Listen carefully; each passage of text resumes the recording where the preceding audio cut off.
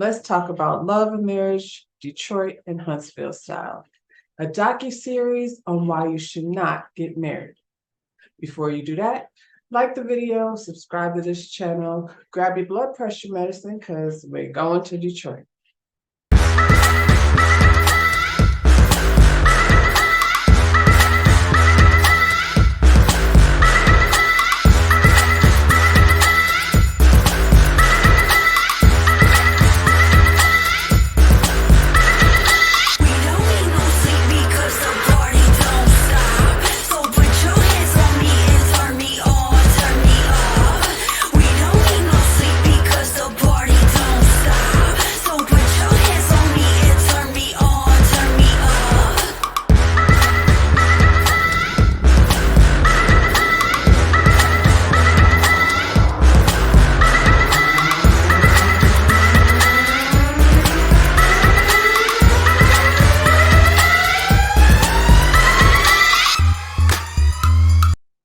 So, when this came on, the first thing I thought was, why do they align themselves so hard with the church and their actions don't align with any of that? Like, I feel like it's a whole lot of church referencing and Bible referencing and a whole lot of unholy behavior.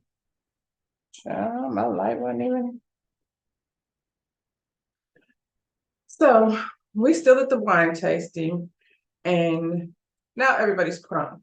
Everybody, Anthony got this ball rolling. First, he was screaming at Christina's friend. Now he's actually arguing with Christina, and it's embarrassing as hell. And of course, Dr. Latoya is just, I don't know why she didn't just punch him daggone in his throat for embarrassing her, but I guess eventually she'll find her way to being embarrassed.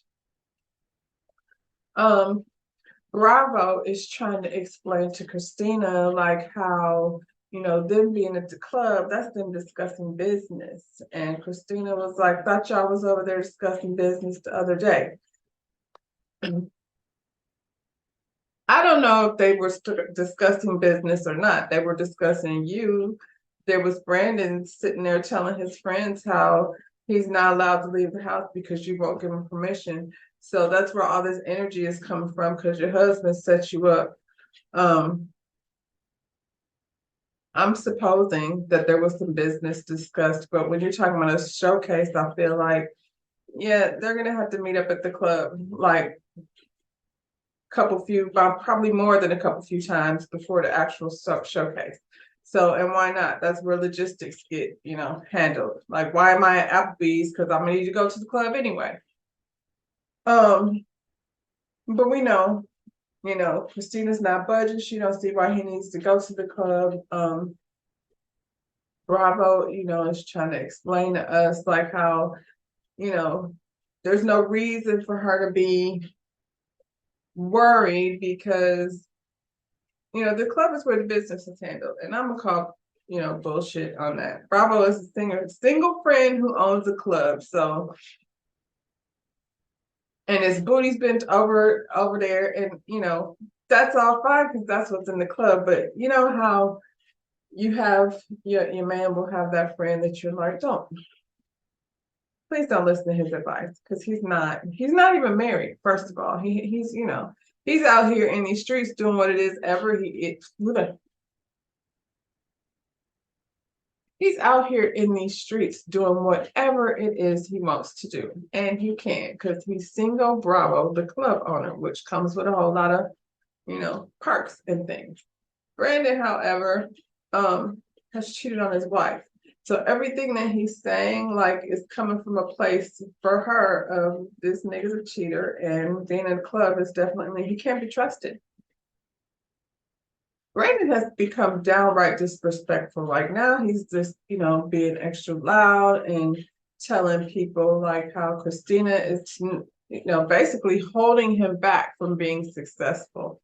And he's doing it loud and in front of everyone. It kind of turns into a pileup because she had Anthony coming at her, and Bravo got something to say. Now her husband is just being disrespectful, and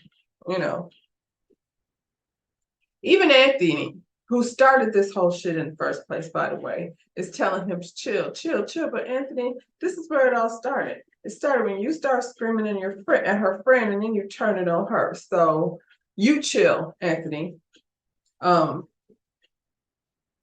She tired of it. It was actually kind of hard to watch, to be honest, because I don't know no man. Like, you are not a man, Brandon. For you to sit up there, like, at the very least, you could have told them to chill. That's a whole conversation that should have happened in front of anyone, actually. So they're going back and forth. She's like, what about my career? And I put my career on hold to take care of our children. And so he's out here putting out here that she's holding him back from being successful. And she's putting it out here that she, put her career on pause, like no sewing, no designing, and I want them to stop pretending like that's the issue. That is definitely not the issue. Y'all's careers are not the issue. Your husband is a cheater. And at the club, in the gas station, at the studio, wherever it is he finds himself, that's the type of nigga he is. That's the type of shit he gonna do. So, it is what it is. He's not even a nice person. Like, can you do, where do you get all these not nice guys from? It's just weird to me, because I feel like, again, couples argue. They've been married for 14 years. I'm sure they argue all the time, but that's just the level of respect. Like, my aunts and uncles, some of them were married for like 50 some years. And I'm sure when they got to the house, there was crash down, bang out, cuss out, all of that stuff that happens between couples. But I ain't never seen none of my uncles like disrespect their wives in that respect. Like, you take that to the house. Then y'all can argue about what's really going on. Sometimes I feel like I shouldn't be judging because I'm no expert, but at the same time, I'm not on a TV show. So we're gonna go back over here and see what else they got going on. All of a sudden, Dr. Latoya is embarrassed. She's embarrassed for everyone. She's embarrassed for Christina. She's embarrassed for Brandon. She's just embarrassed that all of this had to happen in front of her, people at this business thing that they invited you to and then asked you to come here and act fool. Well, Miss Dr. Latoya, look at your husband. He's the one that started this shit in the first place. And I don't know why you weren't embarrassed when he sat there at that table and cussed out that young lady. Like, that's embarrassing. Brandon and Christina is over there embarrassing themselves. They're not embarrassing you. Everybody looking at them like, what's wrong? What the hell is wrong with those two? They're not associating you with that nonsense any more than saying maybe you shouldn't invite Christina and her husband to things because they don't know how to act. But Dr.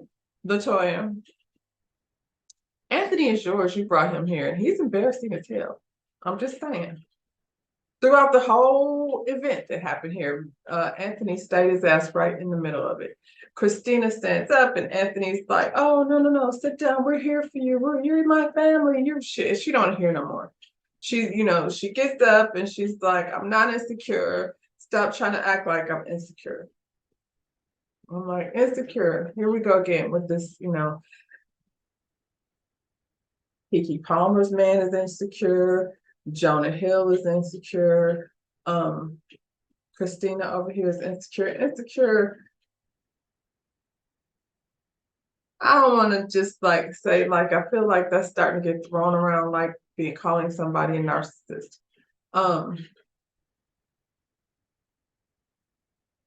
She's insecure because of the things that are going on. Like, she's not insecure, I don't believe. I don't know her, but I'm just saying, I don't believe she's insecure as a person.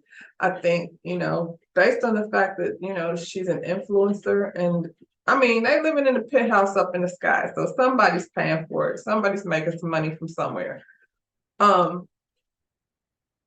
I don't think she's insecure as a person. I think the situation that she's insecure in her marriage because her husband cheats and she doesn't trust him. And so that's not the same thing as just, being a weirdo for no reason.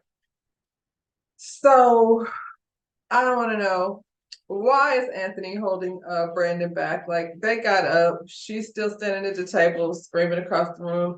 They're screaming at each other about who held who back, when we know that has nothing to do with why they're fighting, but for the sake of this, production that they're putting on. Anthony is standing there holding Brandon back. Like, I'm like, is he gonna go punch her? Like, why are you holding him back? And Brandon was actually doing the thing that niggas do in the club when they're getting held back, and like he's like, da, da, da, da. I was like, are y'all for real? Is this for real? I don't know. I don't know. It was a little bit over the top. I'm having my doubts about that. But at the end of the day, at some point, Anthony has his hand on Brandon's shoulder, and he got him held back in the chest because it's just like a dangerous situation. Somebody needs to take control of this man. She over on the other side of the room talking about, I can have any man I want, and you know it. Okay, that right there. And then Brandon is like, oh, that's weird because I'll be out here in these streets and my career has me around a lot of women. That right there, that's where the real argument is. Let's and Brandon, she can have I think she could get out there and get something else. But the person that needs to realize that is her, not you. I don't really think you care one way or the other. You were already out here in these streets. So based on the way you was acting, I think you really don't care, especially when your response is, oh yeah, like let's do that. Let's do this. So they ended it there. Now we cut to Christina and Brandon, walking home. You're walking home from the place, y'all was down there in your own neighborhood acting a damn fool. Like, you can't go back in that place. Now, the little hospital, I think y'all don't care. If you did care, you would have never carried on like that in the restaurant anyway. But now, every time you go in there, the people are going to be like, oh, here they come. Hope they don't be in here throwing wine glasses and stuff. Because the last time they was in here, they didn't know how to act. But, So they're walking down the street, and Brandon keeps enforcing that she's insecure, and anybody that would say something like, I could find another person if I wanted to, like, that's the kind of stuff insecure people say. And then they slowly slide back into the fake argument that they were having. I guess honestly, it's Christina who does that. Brandon, I feel like, is saying exactly what it is, but he's not man enough to just say, I want out. Like, he wants it to be her decision. I don't know why. I mean, I guess he's kind of just a punk, but he's sitting up there like,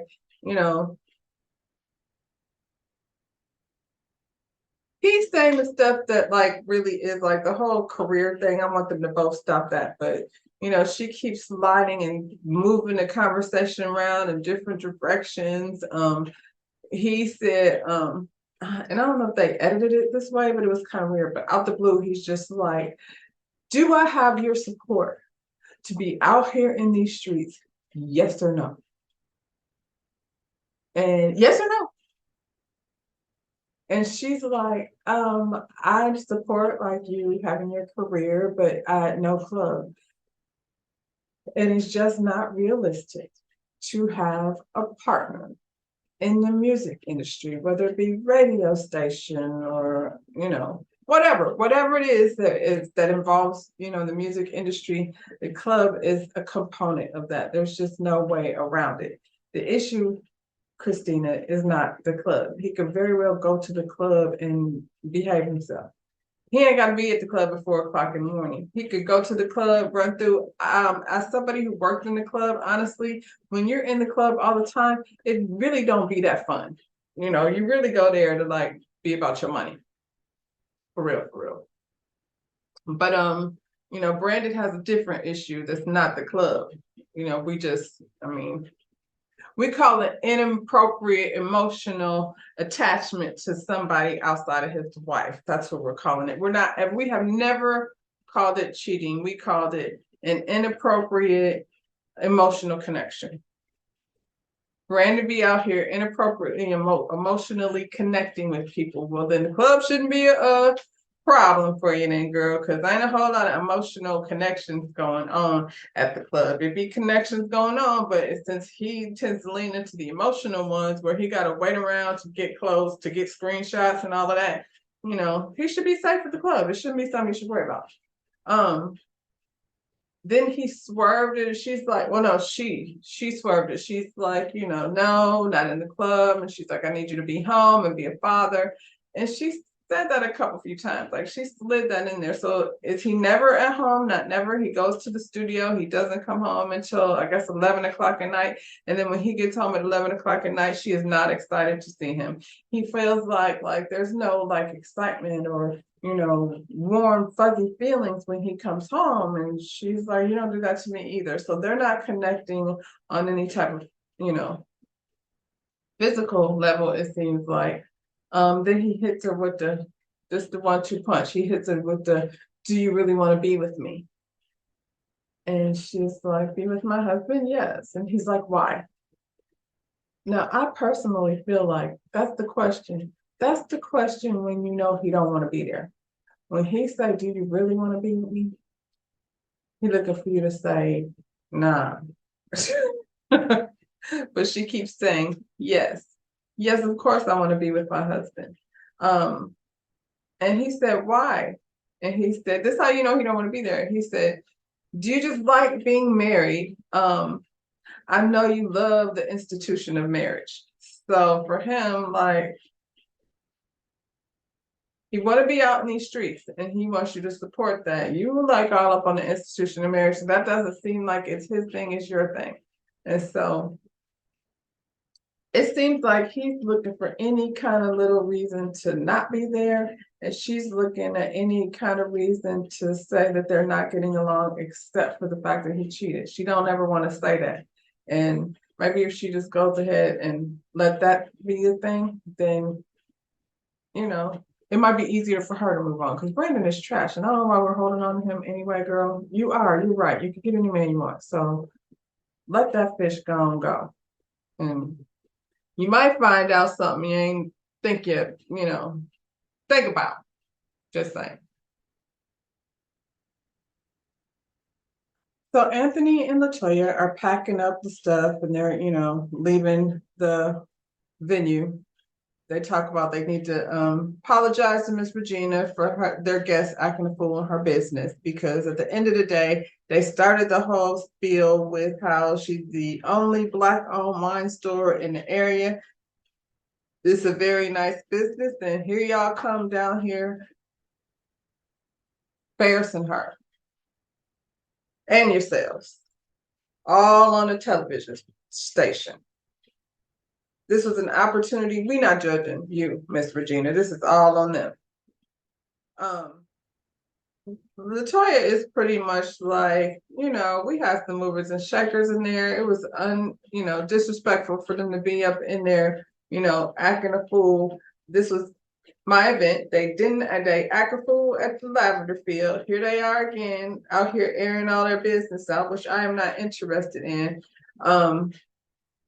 Honestly, she needs to be, instead of like putting all the blame on them, because they did act a slam fool in your at your event, run more by your husband, because he started it.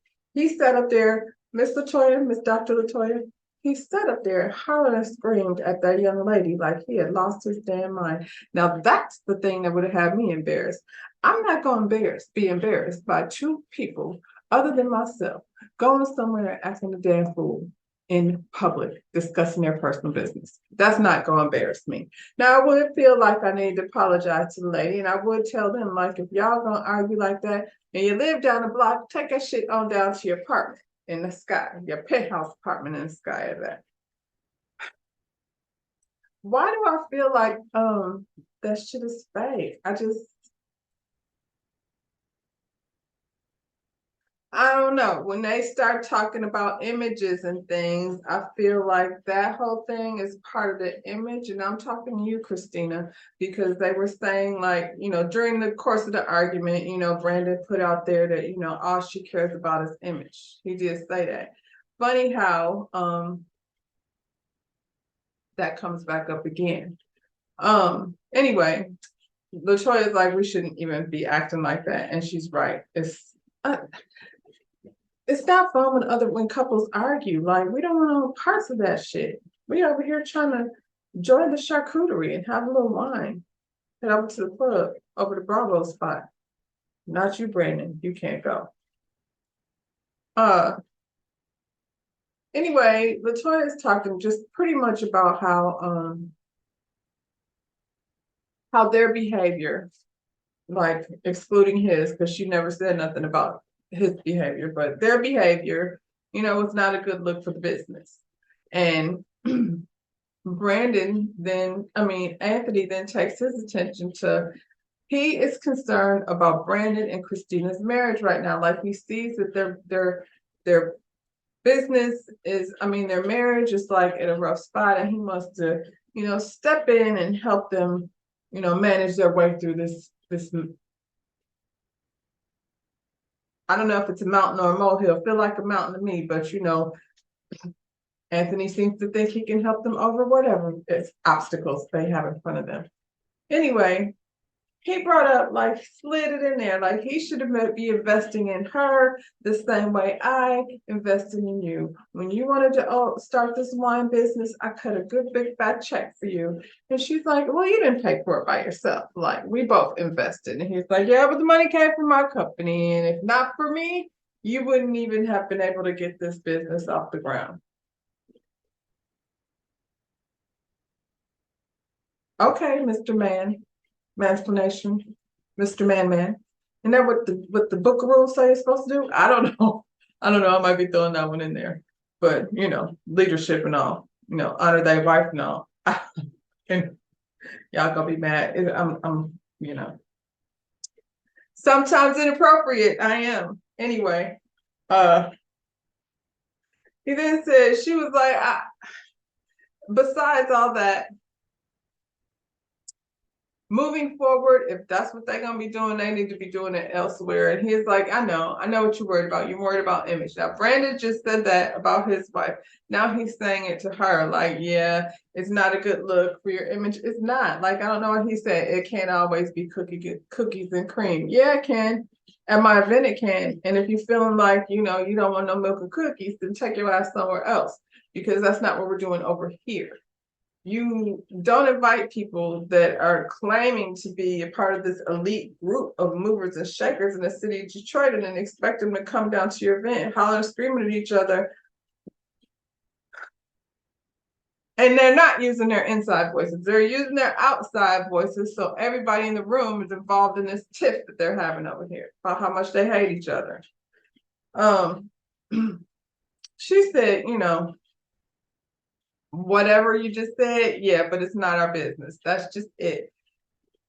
I don't want to hear it. I don't want to hear what they got going on. And she should have been a little more like, I don't think Anthony got it. Like she said, it's not our business, you understand? And he's saying, yeah, but I think he understands. Like, I think he thinks Brandon's business is his business. That's his boy from 20 years. And I don't know, Dr. Latoya, you're going to need to figure out a way to communicate with your husband to sit down and shut up, because I don't think he gets it. I think he's in it. I think he's like, he thinks he's their counselor. Oh, shoot. So Colby's parents come over and pay her a visit. Russell takes the baby out on a daddy-daughter date to the park so she can have a conversation with her mom and dad. They sit down, to enjoy a lovely smorgasbord of chicken and waffles, prepared all by Colby's wifely hands. As soon as they sit down, the pastor then immediately tells a fib, a lie, an untruth. All three. All of the above. He gotta sit up there and pretend like he did not know that Russell was going to Divinity School. We know that you have known for 2 weeks. So why is the pastor lying? See, that's what I'm talking about. Y'all got a whole lying ass pastor. Like, I feel like if he would lie about that, then what else is he lying about? Because, little lies don't make sense. It would have been easy enough to say, Russell will be coming over there now. She want to have a sit down brunch. So if you haven't told her, I'd be able to, I hope you told her by now. So that's all that took. But no, Russell's a liar, and so is her daggone pastor daddy.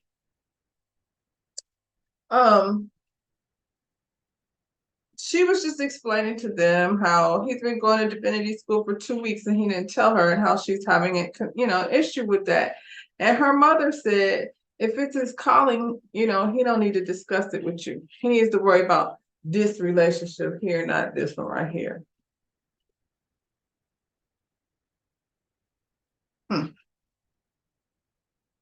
We ain't talking to her no more. We don't like your advice, Mom.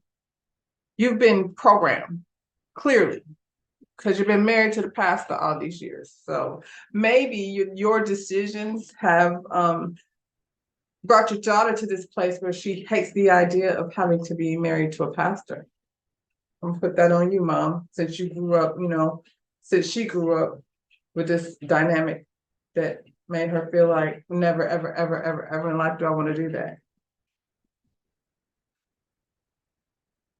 She talks about how I feel like, I don't know, this is not as bad, but it seems like first of all, Russell get a lot of flack for finding jobs that don't require him to do a lot of work. He has a nonprofit over here, and now he wants to be a pastor. There's money to be made, and had, over there asked, some of the bishops. I don't want to name no names. People be mad about that shit, but we know. They had a whole show about like these mega church pastors. We got the homeboy Joel Osteen over there down to the church in Houston, wouldn't even let the people come in during the flood. Like, there's lots of money. Isn't he the one who had the cash like stashed in the bathroom? I'm not saying he did it. I'm saying it was stashed there and the janitor man found some. There's money up there. I'm not mad at that. Like, I feel like as long as you're doing the right thing with the money, even having a gym. Because just because Brandon is out here cheating, don't mean everybody's out here cheating. It's a different kind of thing. Innocent till proven guilty. Russell hasn't done nothing except for lie about going to divinity school, and so that's a whole nother situation. And I think he lied because he knew she didn't want to do it. She said she's been telling him that since they got together. She's been telling him since they got together that she didn't want that. Obviously, if she grew up in a household, with being the daughter of a pastor, she's got a probably strict set of guidelines when it comes up to picking her partner. So I'm assuming that when she found a man that she wanted to be married to, she chose someone that, whose moral and ethics align with her. So I don't think that's necessarily an issue. What's the issue is he want to, have his not-for-profit. He wants to be a pastor, and he wants to open a gym, which is another job that you don't have to be there in order, to be the owner. So that I'm not mad at that. Like, if you can make money and not be busting your ass like every day to, clock in for somebody else, do your thing, as long as you're doing the right thing with the money. If you're over there doing the sports legal, whatever the situation is, and you're honestly helping people, I don't think you should not get paid for it. I think as long as you're doing what you said you're gonna do, then it's not a problem for me. But she's saying that like all these different jobs, like he gonna spread himself thin, and he don't have time for the family. So he over here playing daddy daughter day today, but it seems like he doesn't do it that often because he's always, working. And that can be a problem. Like, at some point you have to have balance. Sometimes you have to make time for your family. If you working, the baby with her sweet little adorable chubby cheek self is not going to be that forever. So you got to take advantage of that time while you have it. But based on their traditional ways of thinking,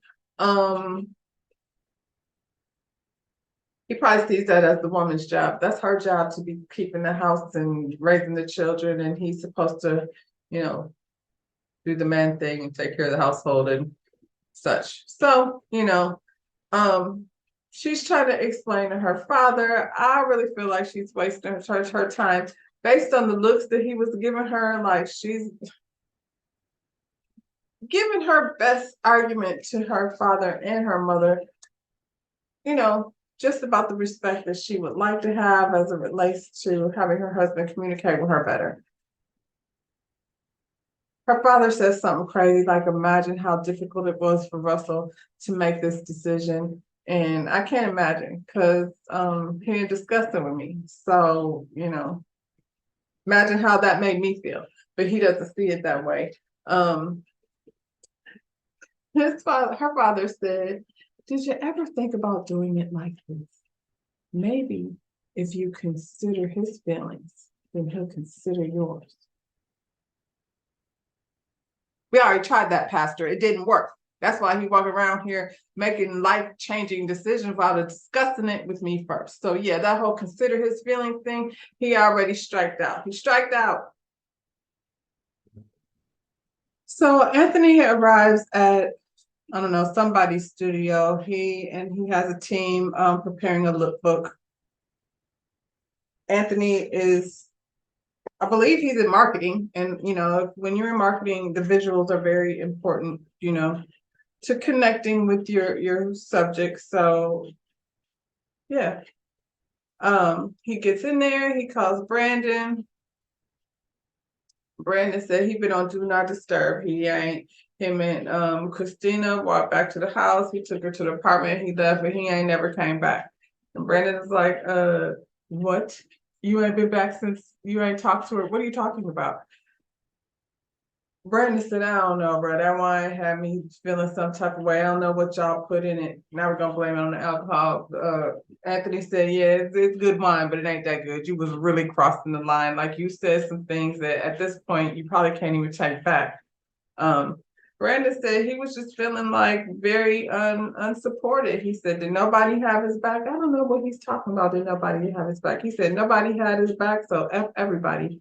And I'm like, your friends literally sat there and piled up on your wife. I feel like they had your back until you got too out of control, and then they told you to relax yourself.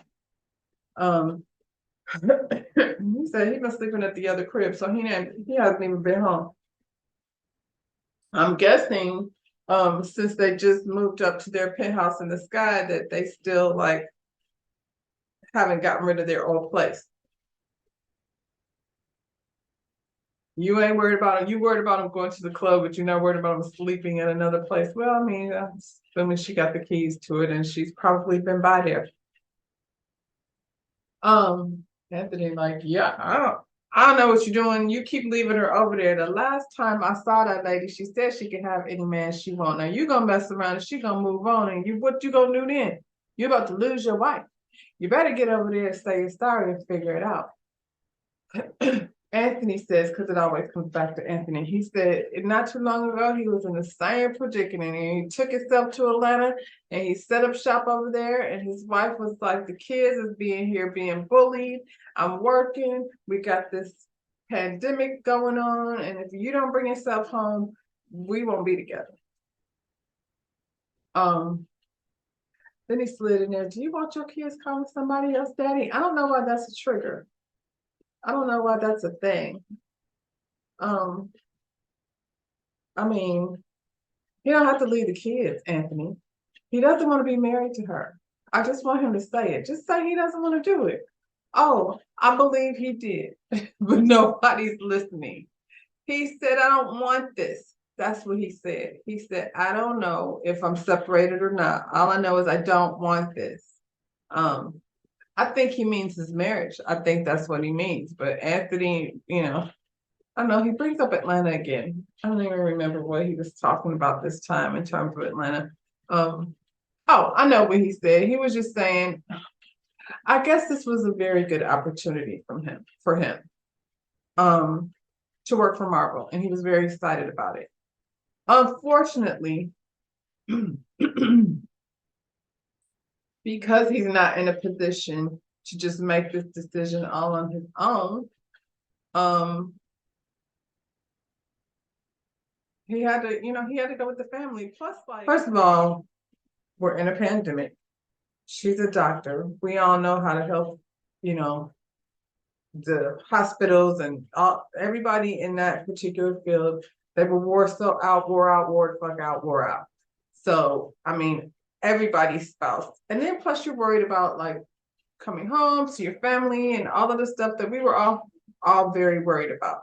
So yes, you got this opportunity, but there were too many things in line. I guess their kids, they got their kids in private schools, and I've been through that myself personally, being the only Black person in a class, and the nonsense that you have, or not even just in the class, like in the school, where there's me and one other person, and then the rest of the school is non-melanated. It's an environment that, unless you're very secure in your home life, can be really traumatizing. And so I guess for them kids, it's traumatizing. They're being bullied at their school, and that's never good for any child.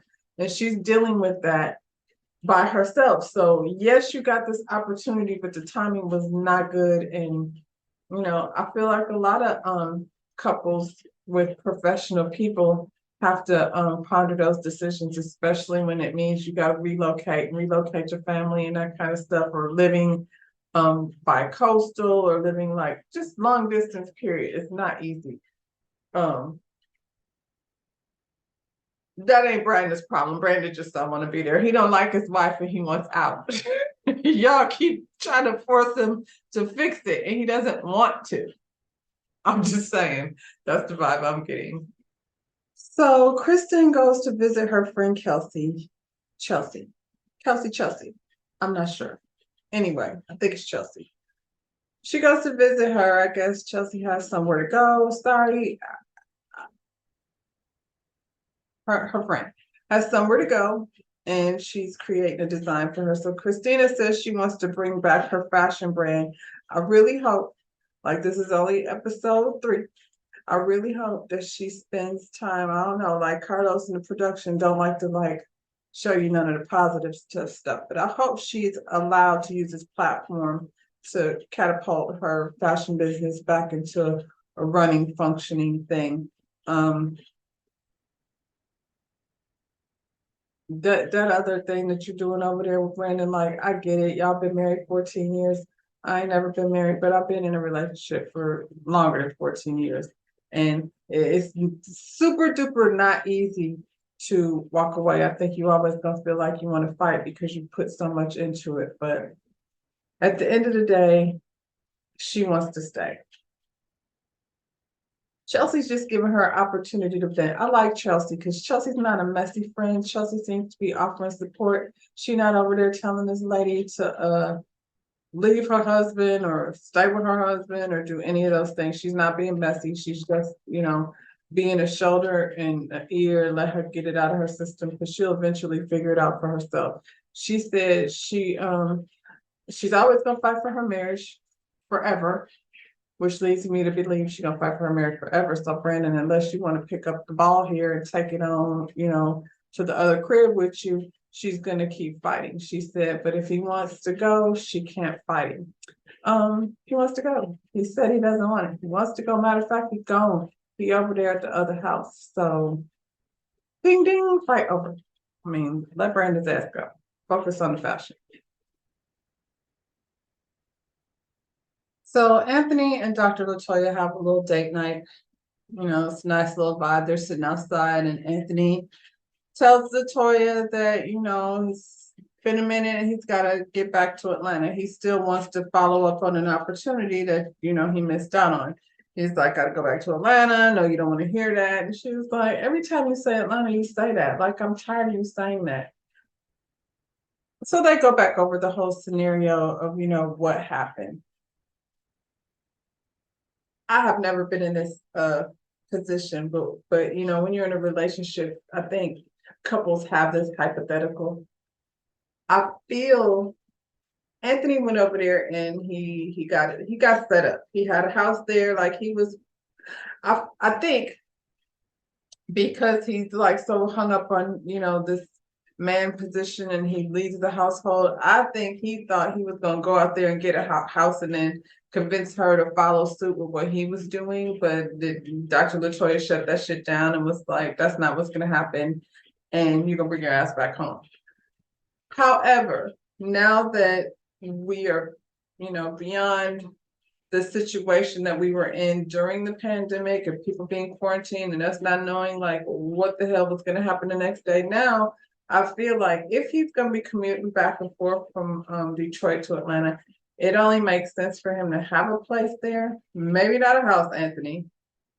Let y'all get an investment property, and which is smarter than having an apartment. However, however y'all do it, I don't know. I don't know you people's situation over there, but I do think it is fair for him to be able to pursue the career that he wants. Like now I'm kind of starting to understand, even though I think Anthony is mostly ridiculous, but I do understand like him, like first he threw it out there like, you wanted to start this wine business and I cut the check and I helped you like build your business. And even like, aside from him clowning and embarrassing her down to the ladies' wine store, marketing and all of that things, I feel like he's taking the skills that he has, over here at Live Nation and he's putting it into her business as well, because we definitely see that he's very much involved. But they're married and it's their business. Like it's her business, but it's also their business. He wants his own thing though. That's not his thing. That's him supporting his wife to be successful at her thing. He brought up the fact that if it was the other way around, if she, Dr. LaToya had to go somewhere, he would be supportive, and I think he would. I feel like she's a boss. She's a doctor, and not just a regular doctor. Like I think she said athletic medicine. She's a boss. She has a business, and she's used to being a boss. I think he's so, attaching himself to this whole man nation, man movement, because he feels like his manhood is being snatched away by Dr. LaToya because she won't let him pursue his career. I think at this point, Dr. LaToya is gonna have to bend. That's it. That's all. Like I get what she's saying, like about, the boys being in a predominantly suburban school. Those are just life things. I feel like that could happen anywhere. It depends, like, once you like have money and you become more affluent, you start living in neighborhoods where ain't a whole lot of people that look like you. Now, if you're living in Detroit, that might be, or Atlanta, it might be a little different than say living here in Florida. And I won't say that because in Orlando, it's a lot of diversity. But maybe if you move like outside of, Orlando, I mean, Florida has like 5 cities that's, diverse, and the rest of it is like, yeah. So, like I said, once you start getting money and, moving in more affluent neighborhoods, the schools are different, the surroundings that your kids are in are different. And I think that can happen to anyone. I feel like the stress that she was under as a doctor during that time in 2020, 2021, she couldn't handle it all. I think we were all having a hard time handling things. As a matter of fact, it feels like now that it's all over, people have a hard time handling cold French fries and want to sock the lady behind the daggone Burger King counter because there's no ketchup in the bag. And, people are way too much like can't handle things. So I feel like Dr. LaToya, you got your man in tears over here. Like, go ahead and let him pursue the thing, because at the end of the day, an opportunity with Marvel is a huge thing. And so, as an individual, if I'm being selfish, I don't want that to not be on my resume. I want to like go see what I can do over there and get, to the next step in my own personal career, the same way I feel like she would do if she was given the opportunity. So, Dr. LaToya, let the man go Atlanta and see what happens. So we have a little meetup with Russell and Colby. They go down to this gym that's like a rope obstacle course. It was real cute. They do the little thing, and it's supposed to be a metaphor for, how a couple should work together and communicate together, to move forward. And, that's all fine and good. So then they sat down and they started to discuss the whole situation, the conversation that probably should have happened before he went to school to be a pastor. But I mean, he said he knows that she's grown up as a preacher's kid, and he knows that she don't want no parts of that. And so it was conflicting for him because God is calling him to go do this, and we don't want to get in God's way. He said, at some point he would like to be a pastor. She was like, nah, you didn't say pastor, you said chaplain. Chaplain has less responsibilities. We didn't say anything about pastor. And he was like, well, right now I feel like um yeah, I'm gonna be a chaplain, but I don't know what God's gonna tell me later on. Like he may, like if he leads me to the mission of becoming a pastor, which he will because he wants to be a pastor, but we're gonna leave that, for a later conversation. If the Lord leads me in that direction, I'll make sure and have that discussion with you this time before I move forward rather than wait until I've already done it. So in that moment, he seemed very supportive of Colby, but then he turned around in the confessional and said it was off-putting that she wasn't being his cheerleader. And it's off-putting to me that Russell would even phrase it that way. At the end of the day, Russell's going to be a pastor and Colby is going to go along, because that's what she was told to do. And then her family's going to tell her that she cannot stand. At first, I was asking, why do these people lean on church so hard? And it seems to me that they lean on the church so hard so they can say, God told me to do it. And when I say people, I mean the husbands. They say, God told me to do it. God leaned, led me in this direction. And so then the wife you can't like interfere in the direction God then told you to go in. You just ain't gonna be able to do that, except for Brandon, because God ain't told him to go to the club. So he gonna have to figure out like a different method of, convincing his wife that he wants a divorce. Because that's what he wants. LaToya and Anthony, it's like the LaToya and Anthony show. They meet up with some friends down to the Detroit River. They don't take a little boat ride. And while they're riding along, now this time LaToya brings up Atlanta. And if these two, if this isn't the last conversation about Atlanta, I swear, oh God, I don't want to talk about Atlanta no more. She brought it up this time, and then she tried to, now I see what you're doing, Dr. LaToya. Now I'm kind of understanding why Anthony is feeling some type of way.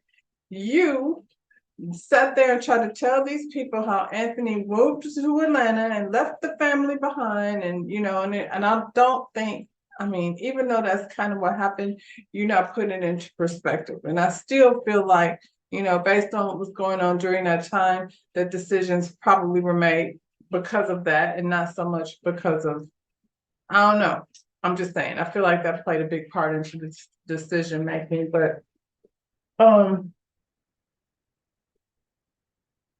anyway, Anthony said this ain't, he had an opportunity to work with Marvel. He wanted to grow and start working on movies, and everything he said made absolute sense to me. But now he feels like it was a missed opportunity, and I hope he gets this opportunity again, because as long as he's feeling like it's a missed opportunity, he gonna probably hold that against her. And then she had his family, like the mama, the daddy, the sister, everybody telling him how he was an ain't shit piece of shit because he was trying to leave his family behind and his, go pursue his own selfish ass dreams. And he is not doing that because God told him to go. See how that works?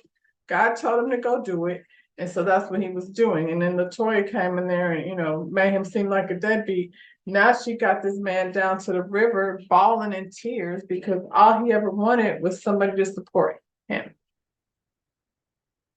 I hope he gets the opportunity, to pursue that path, because it does suck. I feel like a lot of things, like there's a whole generation of kids who missed their, high school graduation or their college graduation. And, there's things that a lot of people will not be able to come back to revisit because, the world was shut down and they weren't able to do it. So, Anthony, the opportunity, if it's for you, then you will have it. Now, LaToya, let this man please go to Atlanta. Can we dead this conversation? Because I don't want to hear it no more. He needs to go over there and see if what he thought was going to happen was going to actually happen. Jesus. So that was this episode, y'all. We get a little snippet of next week's episode, and I guess the fallout is gonna happen between the two influencers. I did notice as the pileup started to happen on Colby, Russell wasn't having it. That's the difference between him and Brandon. Man, Russell can argue with his wife like at the house, and actually I haven't seen them argue. They definitely have conversations that, and discussions. They wasn't that stuff that Christina and Brandon was doing. The young couple from only married 3 years. They definitely communicate without screaming at each other. That's because they still like each other. Brandon don't like Christina. The sooner Christina realized that, then she would be much happier for it. However, I noticed Russell wasn't getting ready to let Brandon say a daggone thing to his wife. Now that's might be how you get down to the wine store, that your friends talk crazy to your wife, but that ain't what I do over here. So that's how we do me a favor. Go ahead and like the video, and then we're gonna talk about Huntsville. So, Love and Marriage Huntsville, y'all. Season 6, episode 14. We still at the restaurant with Kimmy and Kyra. Kimmy is talking about, how they were trying to how Maurice wanted to do this, and Maurice wanted to do that. Kimmy got on her so bad. She is so hung up on this whole label as a side chick, and I feel like the only person calling her a side chick is her. Nobody even saying that. It's so stupid. She's talking about how Jalen might have felt, during that time when, he heard people saying this about his mother. Well, then you explain to Jalen that this is where she does this thing where she protects Maurice. If you told Jalen that Mr. Maurice decided he wanted to have dates with your mom before he was actually divorced from his ex-wife, I don't care what state they lived in and, all of that. When you made a decision to get into a thing with someone, start dating someone who's not 100% divorced, like people call off their divorce all the time. Look at Kim and Croy over here decided that they done took the family down to the church and everything's all cool. And they was just calling the cops because somebody wouldn't come out the bathroom. So they weren't all the way divorced. The papers was not all the way done. So do we think you both broke up those people's marriage? No, we don't. Do we think that Maurice was, leaning in this way and leaning in that way? Yeah, we do. And that really don't have nothing to do with you or Kimmy. Or Kyle. So stop acting like this lady is supposed to somehow fix this. She ain't even on a TV show. You want this lady that's not on TV to come on TV or go to the internet or wherever the hell. You never said what public you wanted her to say. So she did say it. She was like, everybody. Kimmy was not a side chick. Whoever needs to hear it. That's what she said because Kimmy required that of her. She's like, all right. And I'm with Kiowa on this one. Kimmy, please don't come to Kiowa with requests from Maurice unless it relates to Maurice Jr. That's the only conversation that should have been had here. But no, you want to be all in your feelings about being a side chick. She wasn't really satisfied with the apology. She's like, I don't know. It was one of those, if I did, yeah. She didn't do shit and she ain't sorry. But, Kimmy thinks they're in a better place now. And that's all that matters. So Stormy has a one-on-one meetup with Mel, and hopefully we won't be doing this again because I don't think Stormy gets it. I'm clear that Stormy doesn't get it. So they met up at, I don't know, some kind of little, I really don't know what it was, to be honest, because I didn't see them eating anything. But, they do go to these places and have a coffee. I don't know what it was, but Stormy pulled up. She pulled up with a Rolls and a driver. She did not come with the G-Wagon this time. She's doing something a little different, She was like, Marlo could go down to the plaza in her driver. I'm going to go down to the plaza in mine too. So I guess that's the thing, like get a Rolls, get a driver, and do rich bitch shit. So they sit down and they have the pleasantries. Hey, you look cute. Hey, how are you? Yeah, so this is our opportunity to, start fresh. And Stormy was like, yeah, we're gonna start fresh. That sounds really cute. But what I really think is that you, and I mean she stormed into that conversation, like she just wanted to come get that shit off her chest. I really think you, this is what she's telling me now, try to avoid the hard conversations and just kind of like skip around it and over it instead of like going like straight to it. And Mel was like, if that was the case, I wouldn't host no tea party and I would not be here today. Um, because basically, after how your mama acted over there down to that tea party, I really didn't even have to like engage in this whole restart situation. Um, Mel asked Stormy, did you know she felt that way? Like when you brought her over to the little event, did you know she felt that way about me? Because I had no idea. Like I don't even know you, mama. I'm unclear about how that whole thing even took place. And Stormy said basically that she can't control her mother. She went into this whole spiel about how she can't control her mother, and her mother didn't like Courtney or anyone, and her mother has this thing where you have to earn her, do some kind of great deed or somehow earn the privilege. I don't know what it is.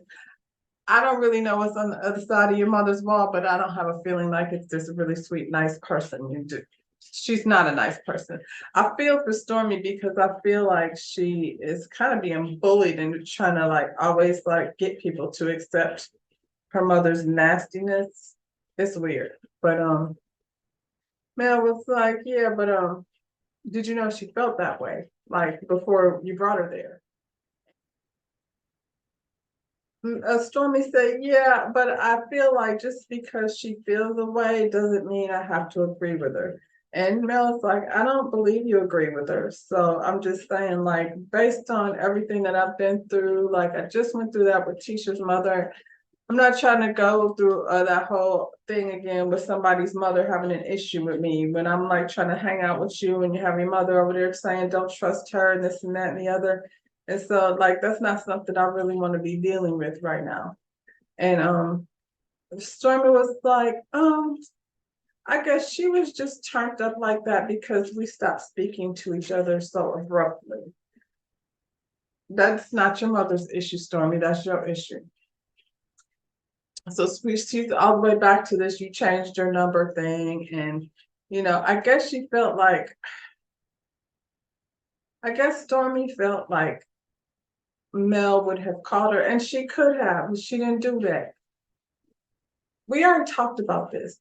Mel did not do that. You and Mel weren't that type of friend. She changed your number and she really didn't think about it. I really think she really didn't even like think about it like that, like that. Based on what she had going on in her life personally, you a friend from the show. We'll see you when we see you. Like I feel like that's what it was. You keep saying we were building. I don't think Mel was like your best real good girlfriend. And then all of a sudden, just out the blue, backed off of you. I think you and Mel were work friends, and when work was over, she went to go handle like in this moment, she's like in a custody battle with this fool that's over here doing all of the stuff that he's doing to her that is not being brought to the conversations here, as it shouldn't be. Like she literally was just in court over some nonsense. So Stormy, you was not at the top of anybody's. I mean, not over there. She just had a lot going on. You making a whole thing about it. So Mel was like, uh-huh. Like, bitch, what do you want me to say? Like, we already talked about that. Yes, I changed my number, but here we are today on this whole restart thing. Doesn't seem like we're restarting. Seems like we're backing it on up back to that same conversation. So Stormy over in her confession said, I think it's crazy how Mel be gaslighting people into trying to think there's no issue when there's an issue because she passive aggressively makes it seem like there's an issue. And I don't think that's true, Stormy. I think it's an issue for you. And I think Mel didn't know it was an issue until, because it's not a thing. She like wasn't really thinking about you like that. But you know, somehow thought that things were different. But now that it's not like what you thought it was, you still like in your feelings about it. And that's okay, because I feel like, I don't know, maybe you approach friendships different. I don't know. Clearly you and Mel are not like, y'all ain't gonna be friends like that. And that's okay too. So let that shit go. She said, now that I know how you are, and so basically when we like get around each other, then there won't be no weird energy. And it shouldn't be. Mel's like, I hope so. Girl, if you talk about how if I change my number one more time.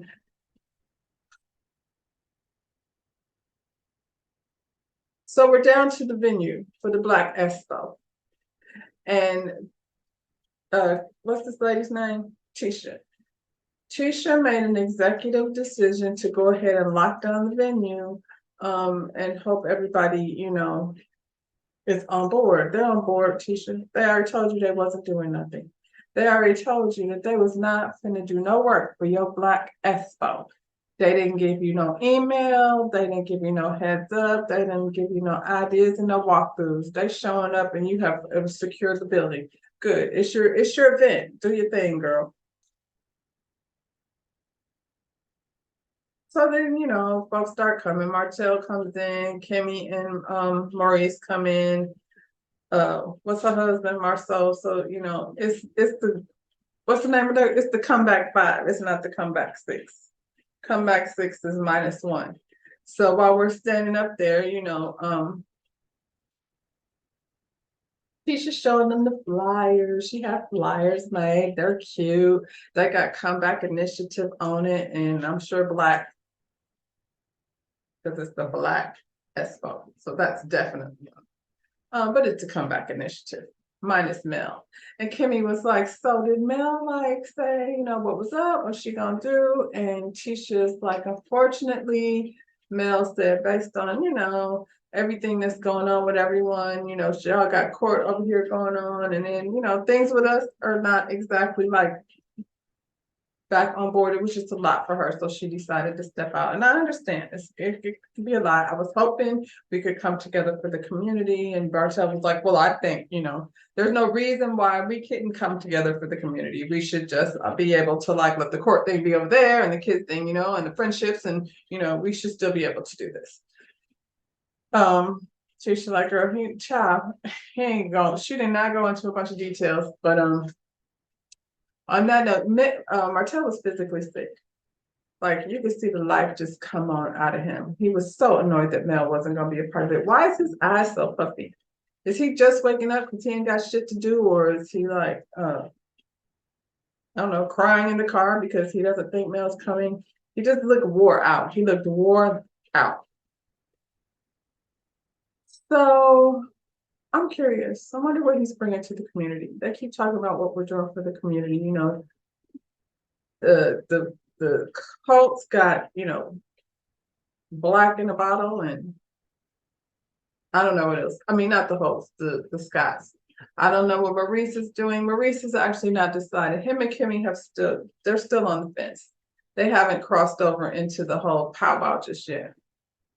So I don't know what is Martell bringing? Inest? I'm curious. Anyway, Maurice gives a Martin Luther King speech. He went on and on and on about the spirit of what they were supposed to be doing together. It was the whole lot of nothing. I see why Monster can't stand starting this conversation with him, because it's going to take too long for him to just say what he got to say. At the end of the day, they're like, are you in or out? And I feel like Maurice and Kimmy know that this is going to be bullshit, and they did not want to have their names attached to it or have anything to do with it. So they waited until now to say, yeah, we're in. So they don't have to take no responsibility of whatever foolishness that Tisha has going on with this. And I'm not just going to say Tisha and her husband over there. So the M team, Maurice and Kimmy strategically held back so they didn't have to, look a fool, start no fights with the family. Mel was just like, hell to the no, no. Call me if you need something, but please don't. Anyway, hands in the middle. Yay, the comeback group again. Cute. Enters the room. Stormy and Courtney. They show up. Tisha invites them to be apart. Mel makes it a point. I mean, Martell makes it a point to say that they're only being apart because they're replacing Mel. That's the only reason why, they're there. Stormy says she's down. Martell gotta make everything about him. Like he can't even see that Mel don't want to be fooling with none of y'all. Not just you, but you wish it was about you only, Martell. It ain't about you. Still ain't about you. So Tisha goes ahead and gives us a tour of the venue. Look at the walls over here. Look at the walls over here. No, Tisha, we're not looking at the walls. We're looking at your ass. All of us looking at your ass in them jeans. Martell looking at your ass. Maurice, ew. But he looking to Stormy. I was looking at your ass. And I was looking at them white shoes. I wish you wouldn't have did that. Those look like those Barbie shoes that we used to wear, put on Barbie back in the day where you just slide your foot in. Anyway, she was over there with her jean outfit and her Barbie slippers. I ain't like those, but we were all looking at your ass, Tisha. We ain't see the building. Maybe if you wouldn't have wore them jeans and you had wore the sweatsuit, then we could have paid better attention to the dimensions of the building that you have secured for the Black Expo. They stand around, give Stormy a quick update. So she just literally agreed to do something and has no clue as to what she agreed to. All you got to do is bring some of your products. You're going to bring your products? Yeah, bring your products and talk to the people about what it is to be an aspiring business. And, everything that Mel was going to do, you can do. And I think that excites Stormy. Like at the end of the day, replacing Mel makes her have some type of I don't know. I think it makes her feel like, bitch, just as important as you are, which nobody said you weren't, Stormy. You're missing the whole point, but that's okay. So we get a quick little scene with Maurice playing ball with Monster. He takes him over to the gym to play basketball. Nice to see him doing something other than sitting in traffic with his son, Maurice Jr. He's good. He hitting baskets right and left. Maurice, not so much. I think he only got 2 points out of the whole situation. That's pretty much it. I'm not gonna give Maurice a whole bunch of credit for doing what the fuck he's supposed to be doing, but I will say that's all fine and good, but those conversations happen on a regular basis. That's one of those things that, that's gonna hold you about 2-3 weeks. 3 weeks if you're lucky, and then you're gonna be back to somewhere trying to have a conversation about something. It takes work. I wish there was just one great conversation to be had, and then the teenage relationship, but with the parent becomes peachy keen, but it's not that easy. So take the 2 points for the day and moving on. I ain't never gonna have nothing for Maurice, never. After today, well, not just after today. I just ain't. Courtney and his mom. Courtney's mom is very cute. He goes to visit his mother. He, starts discussing with her about how Stormy wants another baby. The conversation was real kind of confusing, to be honest. They were discussing Stormy wanting another baby, and then the conversation went to his mom talked about struggling, how she sometimes was trying to figure out how she was going to pay the bills, but that's really not an issue for Stormy and Courtney. They not struggling. They pulling up to the sandwich spot with Rolls Royces and drivers. So I don't think that's an issue. Then they start talking about Courtney growing up without a father, and he got very emotional about that. He was somehow triggered. And then he started crying. I appreciate Courtney, being real. And his mother, the communication with them was very much comfortable. Unlike Martell and his mother, Courtney seemingly feels comfortable coming to his mother to talk about things that are important to him. And then she points out to him that he has to consider Stormy's feelings and don't discard how she's feeling and talk to her, because she said Men do have a habit of shutting down and pushing things that are important away from, confronting and having conversations about. So I would say the introduction of Courtney's mother is, much more pleasant and positive than the introduction of, Miss Betty over there. So hopefully, Courtney's mama will balance out the foolishness that goes on the other side of the family. So Stormy is at the Expo. It's Expo Day, and Stormy is there setting up shop. And she's actually stressed because she's now agreed to be a part of this event. She came to save the day because they couldn't get Melanie. And to be honest with you, if anybody can bring people up in the Black Expo, it's going to be Stormy, because people know about Stormy's business before Love and Marriage Huntsville. So since her success became before this show, I feel like she doesn't really need to be there. Her being there is a 100% a big old fat favor, y'all. Like, actually gained a product and a brand that's equally, yoked with Mel. So good job, Tisha, for bringing Stormy on. But don't be like feeling away about the section that she has taken. So Stormy's stressed out because she got these deliveries that need to go out over at her warehouse. Courtney is gonna handle that. Sometimes, you'll be fine. They will be fine without your little hands. But I guess she figured, I'm over here doing this and I need to be somewhere else. That's just, she gonna be stressed about that because that's her business. So Tisha arrives and the ladies queuing her in. There's 25 vendors. The people kept calling and she kept saying yes. That doesn't make sense. That seems like a bad idea. It seems like y'all should have had a set number of vendors, like based on the capacity. These are things that you go over like when you do the walkthrough, Tisha. I'm not sure like what you were doing, but probably trying to breathe in them tight ass jeans you had on.